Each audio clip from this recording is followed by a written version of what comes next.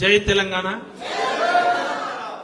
ముందుగా ఖమ్మం జిల్లా భూమిపుత్రుడుగా నాకన్నా ముందు అక్క అక్కడికి వెళ్ళింది. యాక్చువల్ గా మేమందరం ఉండాల్సి ఉంటే నాకు ఆరోగ్య కారణాల రీత్యా నేను వెళ్ళలేదు. ముందుగా మా జిల్లా పేద ప్రజల కోసం అకుంఠిత దీక్షతో పోరాటం జరుపుతున్న నిరవధిక దీక్ష చేస్తున్న కవితక్కకి జై తెలంగాణ చెప్తూ,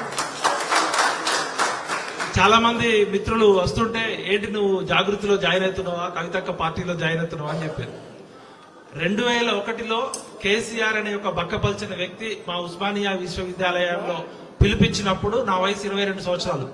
ఆ రోజు జై తెలంగాణ నినాదం ఎత్తుకున్నాం. కష్టాల్లో కేసీఆర్ ని ఆదుకున్నాం, నష్టాలు వచ్చినప్పుడు అదే కేసీఆర్ ని నిలదీసి ప్రశ్నించినాం. కవితక్క నాకు ఇప్పుడు కాదు, 20 ఏళ్ల క్రితమే పరిచయం. చాలా మంది టీవీ ఛానళ్లు చూస్తూ ఇప్పుడు కవితక్క చెప్తున్న విషయాలు అన్ని వింటున్నారు. దయచేసి డిస్టర్బ్ చేయకండి. ఇది నేను రాజకీయం కోసమో మోమాటం కోసమో చెప్పట్లేదు. కవితక్క పుట్టింది కేసీఆర్ కుటుంబంలో కావచ్చు, కానీ ఒక మామూలు మహిళ ఎన్ని కష్టాలు పడ్డదో నాకు అన్ని ప్రత్యక్షంగా తెలుసు. ఎందుకంటే కవితక్క అమెరికా నుంచి వచ్చినాక తెలంగాణ పౌర సమాజం నుంచి ఒక పేపరు ఛానల్ పెట్టాలని చెప్పి నేను పరిచయం కావడం జరిగింది.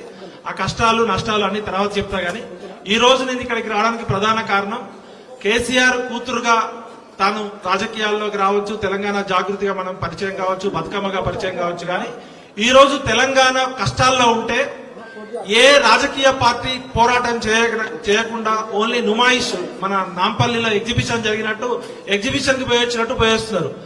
నిన్న నేను 12 గంటలకి ఖమ్మం చేరుకొని అక్కడ దీక్షా శిబిరం దగ్గర గానీ అంబేద్కర్ భవన్ దగ్గర ఉంటే, నేను ఒక మామూలు మధ్యతరగతి కుటుంబంలో పుట్టి నాకు కూడా సొంత ఇల్లు లేదు. అలాంటి నేనే ఒక 5-6 గంటలు అక్కడ ఉండలేకపోయినా. ఇంతింతలావు దద్దులు, విపరీతమైన మురుగు కంపు, అంటే అక్కడ కనీసం పీల్చడానికి కూడా అక్కడ గాలి కూడా సరైన లేదు. అలాంటి దగ్గర 24 అవర్స్ ఉండడమే కాకుండా అక్కడ బాధితులు మాట్లాడిన విషయాలు చూస్తే మనము స్వాతంత్ర భారతదేశంలో ఉన్నామా, గొర్రెలు బర్రెలు లాగా వాళ్ళని గొడ్ల కొట్టల్లో తొలినట్టు తోలేరు. నాకే బాధ అనిపించింది. అలాంటిది అక్క, మీకు హ్యాట్స్ ఆఫ్. రాజకీయాలు సమాజం ఏమవుతుందో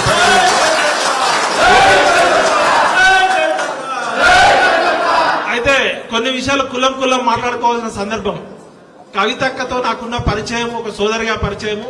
కవితక్క మీద అందరూ అపోహలు చేసి ఆ లిక్కర్ స్కామ్ వచ్చినప్పుడు నేను కూడా మాయలో పడిపోయి నేను కూడా 4 రాళ్లు వేసిన వాడిని. అక్క దానికి క్షమాపణ చెప్తున్నా.